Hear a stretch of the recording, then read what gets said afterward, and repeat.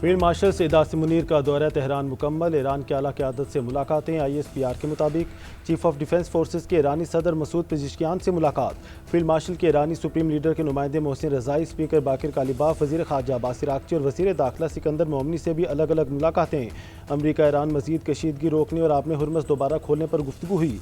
इलाकाई अमन और तनाज़ात के मुज़ाकराती हल पर भी तबादला ख्याल किया गया। ईरानी क़यादत ने कशीदगी में कमी और तनाज़े के पुरअमन हल के लिए पाकिस्तान की कोशिशों को सराहा। वफाकी वज़ीर दाखिला मोहसिन नकवी भी फील्ड मार्शल के हमरा थे। ईरान ने फील्ड मार्शल सईद आसिम मुनीर के दौरे को दोनों ममालिक के दरमियान बेहतरीन ताल्लुकात का तसलसल करार दे दिया। पाकिस्तान, सऊदी अरब और तुर्की की जानिब से इलाकाई सलामती से मुतालिक तजावीज़ मिलने की भी तस्दीक। ईरानी वज़ारत ख़ारजा के तर्जुमान इस्माइल बकाई ने कहा कि मक्का मुश्तरका दिफाई माहदे में शमूलियत का बाज़ाब्ता दावतनामा मौसूल नहीं हुआ। फील्ड मार्शल आसिम मुनीर का दौरा ओमानी वज़ीर ख़ारजा के दौरे से मुंसलिक नहीं। ओमानी वज़ीर ख़ारजा से आज आबने हुर्मुज़ और बहरी गुज़रगाहों से मुतालिक बातचीत होगी। पाकिस्तान गुज़श्ता कई माह से खित्ते में कशीदगी कम करने के लिए अहम कोशिशें कर रहा है। दोनों मुल्कों के ताल्लुकात इस वक्त बेहतरीन दौर से गुजर रहे हैं। इस्माइल बकाई ने अमरीका के आबने हुर्मुज़ से तेल बरामद करने के दावों को नफसियाती जंग का हिस्सा करार दे दिया। बुल्गारिया को अमरीकी तैयारों को रिफ्यूलिंग की सहूलत देने पर हमलों से खबरदार किया। अमरीका का ईरान के खिलाफ बड़ा मुआशी क्रैकडाउन, ऑपरेशन इकनॉमिक आउटकास्ट शुरू करने का ऐलान। अमरीकी वज़ारत ख़जाना ने ईरान पर नई सख्त तरीन इक़्तिसादी पाबंदियाँ आयद कर दी। तेहरान से कारोबार करने वाले ममालिक को भी सानवी पाबंदियों की वार्निंग। स्कॉट बेंसन ने कहा कि ईरान के पास दो रास्ते हैं, या तो वो इक़्तिसादी तनहाई का सामना करे या फिर आलमी मईशत में जम होने का इंतखाब करे। ईरानी हुकूमत और पासदारानी इनकलाब की आमदनी के तमाम अहम ज़राए की निशानदही का दावा। कहा वाशिंगटन इस ज़राए को हदफ बनाने के लिए तैयार है। जो भी ईरान को मुआशी सहारा देगा उसे भी नताइज का सामना करना पड़ेगा। इक़्तिसादी पाबंदियों के बाद ईरानी निज़ाम खुद ही घुटने टेक देगा। ईरान मुकम्मल तौर पर तबाह होने जा रहा है। हम ईरान समेत हर हरीफ के खिलाफ मुसलसल फतहयाब हो रहे हैं। ईरान मुआशी और फौजी तबाही के खतरनाक भंवर का शिकार हो चुका। अमरीकी सदर डोनाल्ड ट्रंप के ट्रूथ सोशल पर दावे। डेमोक्रेटिक पार्टी को तनकीद का निशाना बनाते हुए कहा वो रिपब्लिकन वोटर्स के हौसले पस्त करने के लिए जाली सर्वे जारी कर रही है। इंतहा पसंद बाएं बाजू के डेमोक्रेट्स जाली पोल्स के जरिए लोगों को गुमराह करने की कोशिश कर रहे हैं। ये दरअसल ऐसे इकदाम हैं जिनका मकसद रिपब्लिकन वोटर्स के हौसले तोड़ना है ताकि वो वोट डालने के लिए बाहर ना निकलें। ईरान ने अमरीका की इक़्तिसादी पाबंदियों को गैर कानूनी करार दे दिया। स्पीकर बाकिर कालिबाफ बोले अमरीकी धमकियों को दुनिया संजीदा नहीं ले रही। वाशिंगटन इक़्तिसादी दबाव बढ़ाने की पोजीशन में नहीं। नायब वज़ीर ख़ारजा काज़िम गरीब आबादी का अमरीकी वज़ीर ख़जाना को सख्त जवाब। कहा मिस्टर बेंसन, ईरान की फ़ौजी सलाहियत ख़त्म करने का आपका बयान इक़्तिसादी पाबंदियों से मुताबिकत नहीं रखता। आखिर ये फतह है अमरीका की नाकामी का एतराफ़।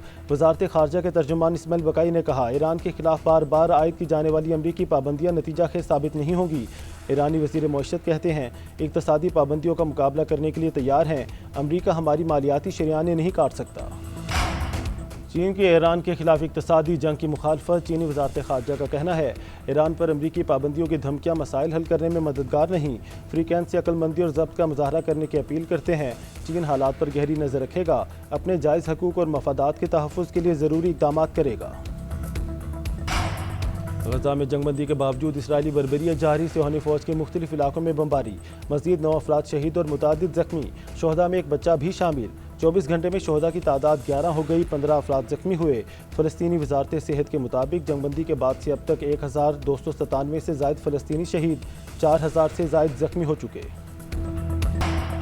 नायब वज़ीर आज़म इसहाक़ डार का दौरा लंदन। बैनुल-अक़वामी मैरीटाइम ऑर्गेनाइजेशन के सेक्रेटरी जनरल से मुलाकात। महफूज और मौसर बैनुल-अक़वामी जहाज़रानी के लिए MOU के किरदार को सराहा। माली कज़ाकों के कब्ज़े में मौजूद मल्लाहों की रिहाई के लिए हिमायत को सराहा। तमाम पाकिस्तानी मल्लाहों की जल्द वापसी के लिए फौरी और मौसर इदराजाती इक़दामात पर जोर दिया। नायब वज़ीर आज़म ने मैरीटाइम गवर्नेंस के फ़रोग़ और बैनुल-अक़वामी मैरीटाइम मियारात पर अमल दरामद के लिए पाकिस्तान की कोशिशों से आगाह किया। पाकिस्तान की बिलो इकॉनमी को मज़ीद तरक्की देने के अज़म का इजहार किया गया। पाकिस्तान की बेहतर होती मुआशी और मालियाती पोजीशन का एतराफ़। आलमी रेटिंग एजेंसी मोडीज़ ने पाकिस्तान की खुद मुख्तार क्रेडिट रेटिंग CA1 से बढ़ाकर B3 कर दी। पाकिस्तान की रेटिंग का आउटलुक मुस्तहकम। क्रेडिट रेटिंग में बेहतरी मुल्की मईशत और कर्ज़ों की अदायगी की सलाहियत पर बढ़ते एतमाद की अक्कास है। B3 रेटिंग पाकिस्तान की माशी बहाली और मालियाती इस्तेहकाम की जानिब अहम पेशरफ्त करार। बेहतर क्रेडिट रेटिंग से आलमी सरमायाकारों के एतमाद और बैनुल-अक़वामी मंडियों तक पाकिस्तान की रसाई में बेहतरी की राह हमवार। वज़ीर आज़म शहबाज शरीफ का मूडीज़ की जानिब से पाकिस्तान की खुद मुख्तार क्रेडिट रेटिंग में बेहतरी का खैर मकदम। कहा मईशत के लिए नायब वज़ीर आज़म इसहाक़ डार, फील्ड मार्शल आसिम मुनीर, वज़ीर ख़जाना मोहम्मद औरंगज़ेब की काविशें लायक़े तहसीन हैं। क्रेडिट रेटिंग में बेहतरी हुकूमत की माशी पॉलिसियों और इस्लाहात पर आलमी एतमाद का मज़र है। हुकूमत ने मईशत को मुस्तहकम करने और बैरूनी शोबे में बेहतरी के लिए मौसर इकदाम किए। पाकिस्तान के मायानाज किसान, एक्सपर्ट्स, रिसर्चर्स जिन्होंने पाकिस्तान के ज़रूरी शोबों में ऑलिव की फसल को प्रमोट करने के लिए एक शानदार कारनामा अंजाम दिया और इसके लिए वफाकी हुकूमत और हुकूमतें मिलकर अपना इसमें भरपूर हिस्सा डालती तो ये कहीं का कहीं पहुंच चुका होता। $4 अरब का हम खुर्दनी तेल हम बाहर से इम्पोर्ट करते हैं। अगर एक साल में हम $400 मिलियन हम सेव कर लें तो इससे बड़ी कौमी खदमत क्या हो सकती है। वज़ीर आज़म ने Pakistan national olive value chain policy का इजरा कर दिया। तकरीब से खिताब में कहा, वफाकी और सूबाई हुकूमतें मिलकर हिस्सा डालें तो जैतून की काश्त का मनसूबा कहीं पहुँच चुका होता। ज़रूरी शोबे में इनकलाब लाना है तो अमली मैदान में काम करना होगा। $4 अरब का खुर्दनी तेल बैरून मुल्क से मंगवाते हैं। दरामदी बिल में $400 मिलियन की कमी भी ले आए तो ये बड़ी कौमी खिदमत होगी।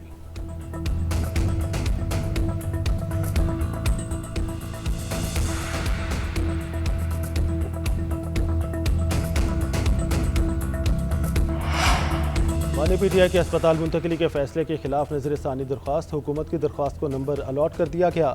कमिश्नर इस्लामाबाद की जानिब से जल्द समाअत की दरख्वास्त भी दायर की गई थी जिसे मुस्तरद कर दिया गया। ज़राए के मुताबिक नजर सानी दरख्वास्त अपनी बारी पर टेकअप की जाएगी। दूसरी जानिब बानी PTI की जुमेरात को फाइल होने वाली मुतफरिक दरख्वास्त को भी नंबर लग गया। तौहीन अदालत दरख्वास्त की जल्द समाअत की इस्तदा मुस्तरद।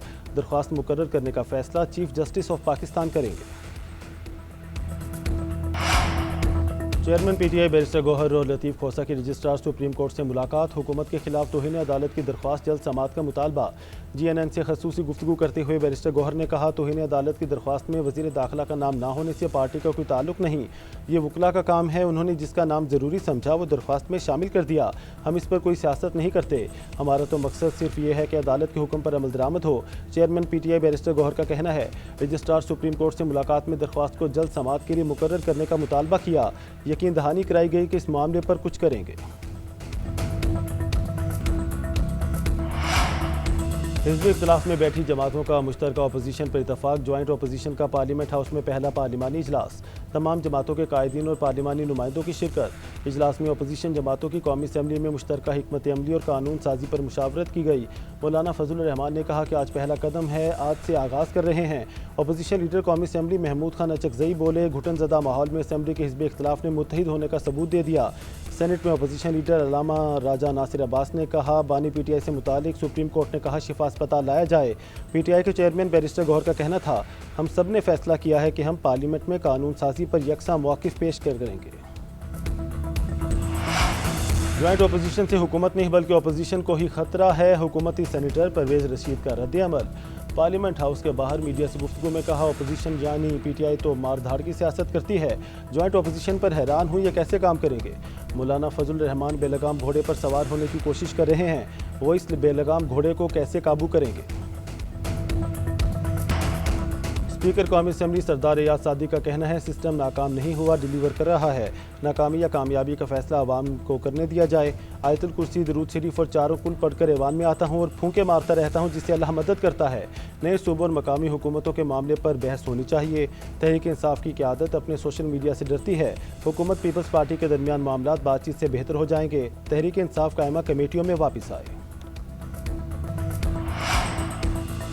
आज़ाद कश्मीर असम्बली में नौमुंतखब 46 अरकान ने हल्फ उठा लिया। स्पीकर कानून साज असम्बली चौधरी लतीफ़ अकबर ने अरकान से हल्फ लिया।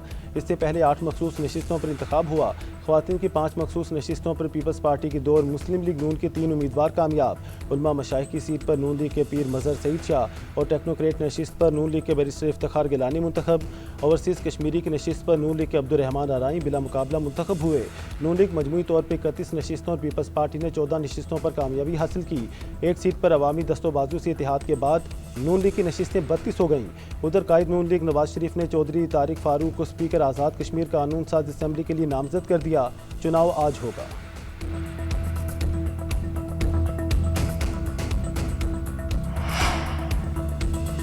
कराची का नौजवान ताजिर मीर रजा कत्ल केस की तहकीकात के लिए जुडिशल कमीशन तश्कील। सिंध हाई कोर्ट ने जस्टिस उमर सियाल को सरबराह नामजद कर दिया।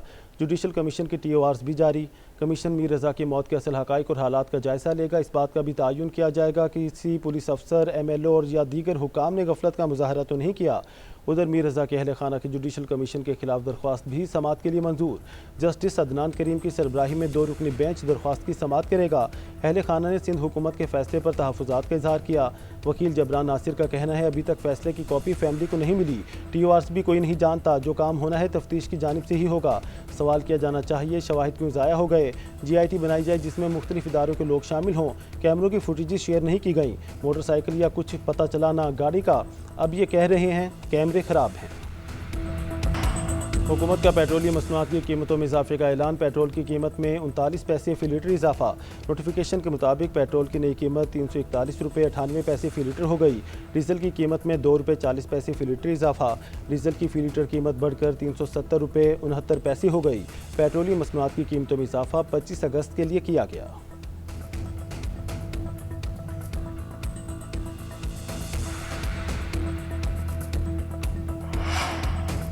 महंगी पेट्रोलियम मसनूआत के खिलाफ जमात इस्लामी का धरना 10वें रोज़ में दाखिल। लाहौर, कराची और पेशावर में धरने जारी।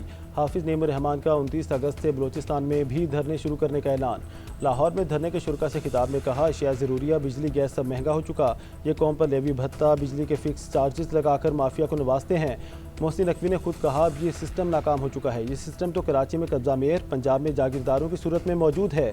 सिंध के वडेरे, KPK के खान, बलोचिस्तान के सरदार गरीबों का बेड़ा गर्क करते हैं। गरीब आदमी से टैक्स पर टैक्स, सैकड़ों मुरबा ज़मीन मालिकान से इनकम टैक्स नहीं लिया जाता।